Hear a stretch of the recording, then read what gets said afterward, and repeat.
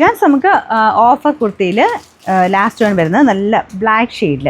ഇത് pure cotton fabric ആട്ടോ. Pure cotton അക്കോബയാണ് സെൻറ്ററിൽ കൊടുത്തേക്കുന്നത്.